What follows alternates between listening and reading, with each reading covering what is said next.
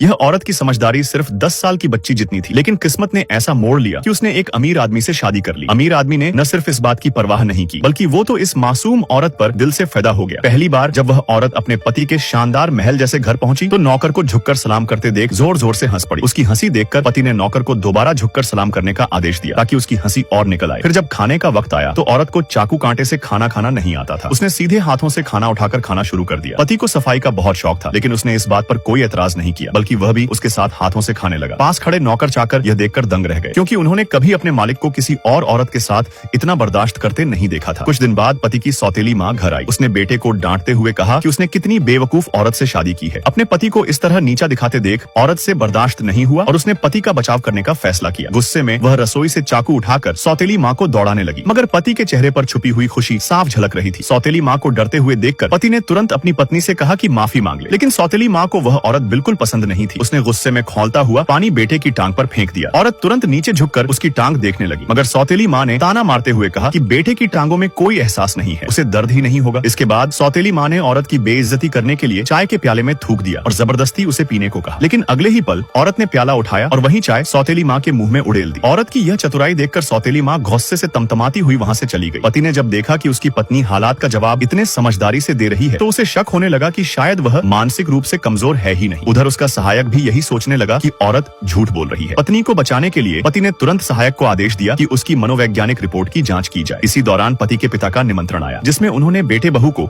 अपने जन्मदिन की दावत पर बुलाया। पति जानता था कि उसके घर वाले पत्नी को पसंद नहीं करते, इसलिए वह पहले तो मना करना चाहता था, लेकिन पत्नी को जब पता चला कि वह बाहर घूमने फिरने जा सकती है तो उसकी खुशी का ठिकाना नहीं रहा। उसे खुश करने के लिए पति ने दावत में जाने के लिए हामी भर दी। जब वे दोनों दावत के हॉल के बाहर पहुंचे तभी सहायक ने पति को बताया कि रिपोर्ट आ चुकी है, लेकिन उसी समय अंदर औरत ने पहले ही एक बड़ा हंगामा खड़ा कर दिया था।